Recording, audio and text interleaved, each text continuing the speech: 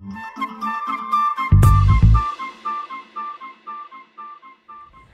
I'm Barb Buffaloe, Sustainability Manager for the City of Columbia. You're here with Sustainability Now. Today we're talking about transportation. I've invited Ian Thomas from the PedNet Coalition to join me, and Drew Brooks from the Transit with the City of Columbia. Thank you guys for coming here. It's awesome.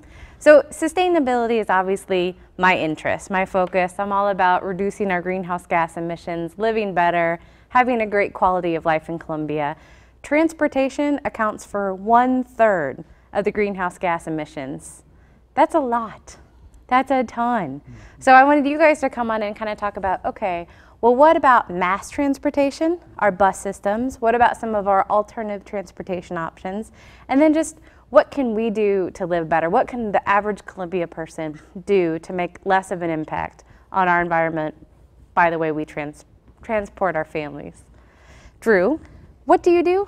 Okay, well, Sorry. I'm the transportation supervisor for the city, and what that means is that I literally am involved in making the buses run on time. I like that. And so, I'm dealing with the day in, day out operation, a lot of the planning, a lot of the budgeting and the headaches that come around that. Okay. And generally just being an advocate for transit and trying to find better ways to get more people involved in riding mass transit and trying to find better funding for transit, which is certainly a problem. So what's like one of those perfect storms? I mean, is it having tons of, do you need more buses? Do you need more people riding it? Sure. I mean, what's your perfect system? Well, the perfect system would be better funded than it is right now. Yeah, We would love to have a system that gets away from the current orbital pulse system that we have now. What is that? And what orbital pulse means is that all of the buses come back to the Wabash station and then make their transfers there and then go back out. So they basically orbit out and come back and orbit out and come back. So that can take time if I'm on one side of town and I want to get to the other. Absolutely. Okay. So, we would ideally like to have a networked system like what you would see in most major cities where transfers are made out on the route, out on different streets. And that would, now it helps if you have a grid laid out type city system, which we don't really have, but that doesn't mean it can't be done. Right. And I think that would provide for a lot more efficiencies, in how our routes operate. And could get people to where they need to go a lot faster. Definitely. Now, so Ian, with PedNet, I don't understand. I mean, I do understand, but like really what's your advocacy in for the buses? Well, PedNet's mission is to generate a healthy and active community here. And most of our focus over the last 12 years or so has been on promoting walking and bicycling and wheelchair accessibility throughout the city. Right. We became very interested in public transport as some of the same reasons and benefits that we promote active transportation. It became apparent that they apply to public transportation as well. Things like reduced environmental impacts. Things like the health benefits of mass transit. And there are lots of great data that people who live in a community that has good mass transit are more active, they have much lower rates of overweight and obesity, there's better air quality because there are fewer emissions per amount of journeys that people are doing. As we started seeing that, and also as some of our health grants became more focused on underserved communities here in Columbia, we began to realize how transportation plays into the lives of people. Well, and you mentioned a good point there. We were talking before the show, we were talking about who is it that we're trying to benefit here? And it's not necessarily that you are just trying to benefit the riders. You're trying to benefit like the whole community. So when you talk about an underserved population, well, you might have also just opened up another workforce. So if we have an employer, like I know when IBM said that they were coming to town, they stressed that they wanted a bus system to come by them because they want their workers to have that option or that choice. And so, yeah, I mean, what was it that you were saying? Something like if people have the choice? Yeah, I mean, I think that from an economic point of view, mobility in a community is really important. And right now in Columbia, we have pretty congested roads a lot of the time, and we have a public transport system that, because the funding is so low, and really Columbia has a very low funding for the size of city compared to a lot of similar college towns, that the service is infrequent and doesn't go all that many places, has the orbital pulse system, as Drew said. Right. The result of which is that most people who have any other choice at all are gonna drive. And the only people that are using the bus pretty much are the people who just don't have a choice, either because they're children, they're older people who can't drive anymore, they're not wealthy enough to own and operate a car, or they have a medical disability that prevents them from that. Right. And really we can do a lot better. We can provide a service here that will provide a good service for everybody and increase our mobility in our local economic situation. Right. Now, Drew, so questions for you. Does having these types of groups, advocate for you? Does that help? Absolutely, absolutely. We'll take any type of advocacy that can help us out. And I think we've worked very closely with COMET to provide them with data, to provide them with whatever they need to get the word out. So absolutely, we'll take more voices, more votes, whatever you want to call it. It's been a great partnership, without a doubt. So far. And maybe just for people who are not familiar with the term COMET, it stands for Colombians for Modern Efficient Transit. Right. It's a campaign that's led by PEDNet and the Columbia-Boone County Department of Public Health. And there are now something like 70 or 80 different agencies that have signed on to the vision of a modern, efficient, convenient, reliable system that serves everybody. Columbia Transit was one of the first, and Columbia Public Works, and then lots of private organizations as well. So our long-term goal is to triple transit services in Columbia within 3 years. Does that mean triple ridership or triple trips? I think it means triple budget, really, so that Drew and his team can make some of the improvements that we've talked about, whether it's a transition to a network, increased frequency, more buses, and it's intended to be an ambitious and sort of visionary goal, not really so specific, but to give people an idea of what we might expect. That would put us more in line with cities like Ames and Champaign-Urbana, where the investment in public transport is 3 or 4 or 5 times higher than it is here. Well, and you mentioned there when we were talking about congestion on the roads by people not being on, and that's one of my interests. Like, obviously, I want less cars on the road. And it scares me to think that if we don't have buses, if, I don't know, if we don't have as many of the bus system or the planned trips or routes that we have, will that mean that all the people that are riding that is one car? Because typically people don't carpool that often or as much as they should. And probably not in a city this size would you see a lot of carpooling. It's probably uncommon. So what were you calling those single occupancy vehicles? Right. SOV. Yeah, right. So we have a successful model. We've shown with for example the more student-centric routes, the black and gold routes, that if they're frequent and they go where they need to go and they serve that population appropriately, you'll see skyrocketing ridership. And we've taken a lot of cars off the road, at the intersection of Old 63 and Stadium Boulevard. There. Well, and I mean that's part of it that scares me. The idea of having all those cars take Old 63 or to take Rock Quarry. That's one of the ones that I already have a fear with because I see there's already a lot more traffic going down that scenic route. And Columbia Transit has just done an amazing job the last 4 or 5 years in identifying that as a public transport need in Columbia, recognizing the danger of not providing the transit service so that there is an enormous flow of cars in and out, which would cause massive congestion, wear out the roads. So one of the things that seems that it's important is that transit, you guys, like you do know that this needs to be improved. You know that we need to help. Like we need to get our buses out there. But the problem is that, nationally, we're underfunded on federal transit. It's an absolute national problem. There's a map, I believe, on the American Public Transportation Association's website that just shows dollar signs in all of the different cities that have either had to cut transportation, mass transportation, or have had to raise fares. And it's a national epidemic at a time when ridership and demand is at its highest. It is one of those hard things. I think we were talking about this earlier that, in times of crisis is really the best time to try to solve these solutions or to make a creative solution to them. Because this is the time when people are not going to be expecting the status quo, but times are tough. It's harder for them to get to work. Maybe they got laid off and they don't have a job or they can't afford their car anymore. Like, how are we going to make it better for them? And the quality of life issue you have to keep coming back to.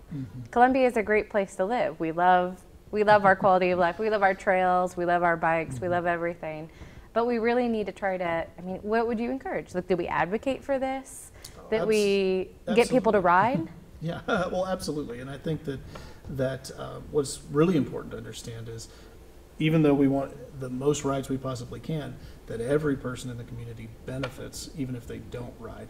You know, what do you mean by that? By that I mean that the person who might not be able to get to the store to shop at a business, the student who needs to get to school, the patient who needs to get to the doctor, those that are riding the Columbia Transit or some sort of mass transit are going to be contributing to that community and helping out those shopping at that store, studying at that school. That's right. All of those things that make our life rich and make all of us have a symbiotic relationship. So everybody benefits, and if we take more cars off the road, then those who for whatever reason choose that they absolutely want to drive their car, well, there are going to be fewer cars on the road for them to navigate around at rush hour. And very true. So there's a lot of different benefits that everybody's going to get. Even if they don't ride, they're going to benefit from it. Well, and I always had, this is a completely selfish one, I loved taking mass transit when I lived in St. Louis because I could get a book read. Yeah. Sure. You know, it would take a lot longer for me to get it to work in a car. Yeah. And I couldn't read, or it's frowned upon to drive and read. And you could even calculate that. Yes, definitely. I'm glad it's frowned upon. You can even equate that to economic output because people can work while they're traveling by bus or by light rail to the office.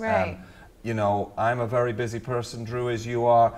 We are probably thinking and working, you know, a lot of the time, but you can't really do it when you're actually controlling that vehicle. Not appreciated. And even if you're relaxing, then that's great as well. Right, taking that time to really just enjoy the scenery that you're seeing. It's good. No, that does remind me, though, too, one of the things we talked about before is that we also just want people just get on the bus. Right. It might not be that convenient for your everyday errands or your everyday work, but just try out just so you know what it is that we're talking about. So I would really encourage everybody who's watching today to try the bus. The system works really well, except for the fact that the buses aren't frequent enough and don't go to enough places. But everybody can make a little effort on a particular day and check out the timetable, check out the routes, ride the bus. I think that some people may well get a different impression of transit than they currently hold. And also by doing that, because I think, as we've said, and I think it's true, most people do support the general concept of expanding transit, then they can demonstrate with numbers that people will use the system. Drew's already demonstrated this by putting on the frequent routes out to the southeast student apartments and seen absolutely enormous ridership increases. What has been some of the increases on those? Because you haven't always had those routes, Yeah, they were put on in 2007, and we've seen about a 700% increase in ridership on those routes since 2000. 7 times as many people in 5 years. Right, in the first year we had about 100,000 rides, and last year we had over 700,000 rides. Oh my gosh, Drew. Just on the gold routes alone. Yeah. So there's obviously a model for success there, and then last year when we did do some retooling of the more traditional city routes, we kind of straightened them out, took a little bit farther reach into the city, and we saw great growth there as well, where we had the whole system had a 12%. So there's growth, evidence there that if we could just get over the hump and provide enough funds to make the service really service that frequent, we know they want, then people will use it. They will use that instead of driving. We'll make the savings in terms of road maintenance and congestion and air quality.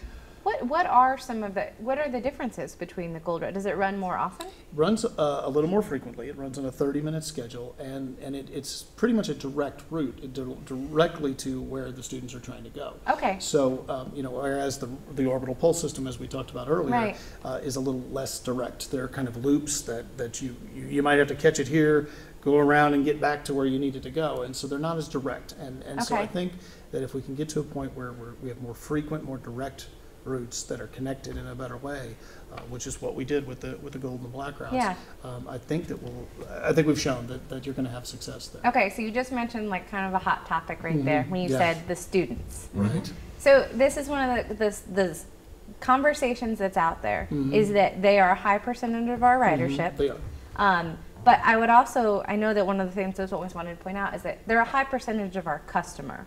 That's So right. meeting their needs for what it is that they want, but not at the expense of them. I think if we can improve the system for the student, everybody will benefit Right. because what they want is. Are you whatever- saying they're horrible drivers? No, when you don't want no, them no, I'm not saying driving? that at all.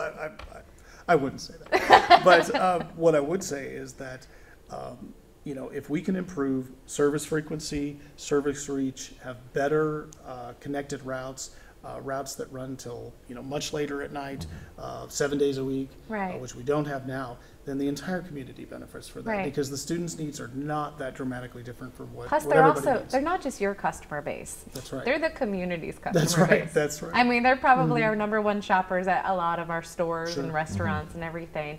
And then so if we can make it better for them, then they make it better for us. It's your That's symbiotic right. relationship That's that we right. talked about. Okay. So basically, we're looking at, for you, you want to have, you don't want to do the orbital pulse as much. You guys want to have a new route system. That's right. You want to have more frequent, more direct routes. I think that's what I'm getting so Sure, far. yeah, yeah.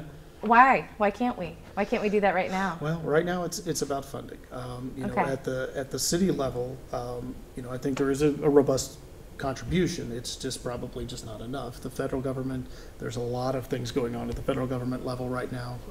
There hasn't been a transportation bill for many, many years. It's been just a continuing resolution. At the state level, it's quite frankly pathetic. You know, we have the worst funding for public transportation at the state level of any state that touches us. Kansas has better funding Oh, than we do, Drew. and it pains me. Ouch. It pains me as a tiger to say that, but it's Yeah. absolutely true. And so, you know, at the state level, there's problems. It's a big problem, you know, Yeah. all around. Yeah. Absolutely. Well, and I would say this is probably we've talked about this before on different shows or just other areas around town where it's not about when funding is tight for everything. It's not about cutting it off for the things we view as luxuries or just focusing on things that we view as economic drivers. You know, just funding something that's going to bring in more business, it's not going to make that business happy if it doesn't have the simple needs met.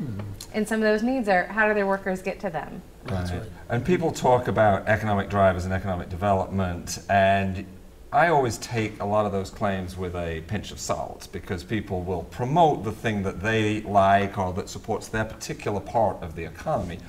I like to step back and look at the whole picture, and as I think about it, think about different transportation modes, whether you're talking about public funding, the private cost of owning and operating a car, or really the combination of all of that. It's perfectly clear that as a community, we save money if we're traveling on buses more Right. and in private cars less, because it is extremely inefficient to travel 1 or 2 people in a great heavy car, burning all that gas, Right. polluting the air, wearing out the road, versus putting 20 or 30 people on a bus. Right. Well, and also, I think if I were a business, I actually would look at it as an economic development because I see that the city or the community has supported something that benefits more than just them. Right, And that, and- I mean, those are the type of businesses And you IBM want. certainly saw that because Right. they specifically requested that the bus service be rerouted so Right. that their employees, Had when that they option, get had ramped that up, choice, like you said. could use it. Yeah. Now, if Right. you're a car dealer, you might not think that it's in your economic Right. development interests to get people out of cars. Right. But for the community at large, it's pretty clear that there's a net saving once you take all the costs into account. Right. Now, you mentioned something earlier when we were talking about federal funding being cut across the board, and that's kind of where I was like, let's focus on like the positive things. Like, let's stop talking about this. But I mean, the Department of Transportation, don't they have mission statements that are supportive of this? I mean, it's always a political tug of war between Yeah. different elements. The current Secretary of Transportation, Ray LaHood, Right. has been a fantastic advocate of healthy and sustainable transportation options. Right. He has pushed very hard for programs that would fund mass transit, some very Right. large federal grants to achieve his vision of higher ridership in mass transit, better access for walking and bicycling. Right. But he doesn't hold all the cards, and really Right. the Congress ultimately will direct the funding and the policy. Yeah. And right now the Congress is getting ready to pass a new transportation bill that we'll have for the next 5 years. and they are looking to cut a lot of the progress that's been made towards a progressive, sustainable, future-oriented yeah, it kind of comes down to system. that when you're in a time of crisis, like it's not the time to cut the things that are quality. The essentials. Right, No. right. Yeah. And to be right. quite honest, the transportation bill that they're producing is a hopeless, you know, impossible To meet. scenario. Yeah, Right. the funding is not going to be there long term to continue to promote single occupancy vehicle traveling within Right. cities, between cities, but that's where everything's going, and all of the progress in building up mass transit systems over the last 10 or 20 Right. years is going to be really badly undercut. Now, when we talk about kind of like the next steps forward, so we're looking right now with our current funding, what's going on? I mean, we just got a few minutes of time. I mean, you don't have to go into the whole thing. Sure. But basically, right now, what is the next steps here in Columbia? Well, obviously, you know, an active citizenry is important. We can't speak more highly of that than getting more people You involved. have a couple of events, yes? Yes. Do you want to talk about your couple of events? You have two coming up conversations? Yeah, if I may, the Yeah. active Yeah. citizenry Yeah, is to the tie in and link. then you can keep going. Yes, we're holding two community conversations about transit. Monday, February the 13th, Okay. at the Unitarian Church, 2615 Shepherd Boulevard, right across from Shepherd School. Okay. And 6th Ward Councilperson Barbara Hoppy is hosting that. The second one is in the 1st Ward on Thursday, February 16th. Both of these events are 5:30 till 8. Okay. The one in the 1st Ward is at Russell Chapel CME Church on Ash Street and is hosted by Fred Schmidt, Okay. 1st Ward Council member. These are going to be community input events and Okay. small group planning. We're using the World Cafe format. Okay. Columbia Transit will be represented to provide the framing for where we are. And we're hoping to build a large community vision and a movement behind that vision that will carry us through some years of tight funding that are ahead. Okay, so there's your advocacy of your citizenry. Sure. And then what else? What else is up? Well, I mean, there's a lot of things going on right now. We're working with the apartment complexes that are on all of these routes, trying to work out some better contractual models to better fund the gold and the black routes, because while they to are provide their service. while they are the Right. highest ridership, they're also the most poorly funded. Okay. So that's something that we're trying to fix. There's lots of discussions with the university as well to try and expand our relationship there. I know that they've hired a consultant to look at transportation as a whole for the university, and we're involved in that process as Okay. well. So there's a lot of different things going on, and, Yeah. and how they all coalesce will be interesting to see. I'm cautiously optimistic at the moment, though. Yeah, So, yeah. Well, yeah, basically, I was just trying to think, like, if we can just get people to reduce, what is it, VMT? Vehicle miles Vehicle traveled? miles traveled. yes. Right, of their single occupancy vehicles? SOV. SOV, then we'd all be, what I would say better off, but I mean, Well, VO. we'll be BFFs. reducing emissions, reducing fuel consumption, reducing congestion and pollution, Right. increasing our health, quality of life, immense benefits, and Right, our economics definitely. as well. Well, and we have some good models to look at. Yeah. I think you guys are going to be looking at some of the, you Sure. mentioned Ames, Iowa, and Champaign-Urbana. You guys are going to be looking at some of those to That- see how are they absolutely. run? We're actually going to be taking some trips to Ames, Iowa, to Lawrence, Kansas, and hopefully Champaign-Urbana to kind of look at their system, sit down with their staff, and kind of look at, how do they do it, because they're doing it very well. They Okay. have great systems, well-funded systems that are robust ridership, a lot more ridership than us, in even smaller communities. Wow. than And us. one of the keys to those systems is a really strong partnership between a university and either a city government or a mass transit Yeah. district that has community tax dollars. Well, and on that note, I mean, I went to the University of Missouri for my school, and I didn't have a car when I first started, and it would have been very convenient from the dorms to take the bus Right. out to, but like you said, it's not as convenient for that multiple trip or to go multiple things. So I'm pretty, I mean, I know that is there strong support at the student level? At the moment, I would say not really. There's been a feeling that the city is trying to push the students into paying a lot more than their fair share, which is not true. Isn't it more that you guys are trying to provide better A service better to service. your Right. number one customer? Yeah, well, and not only that, but we'd really like their input.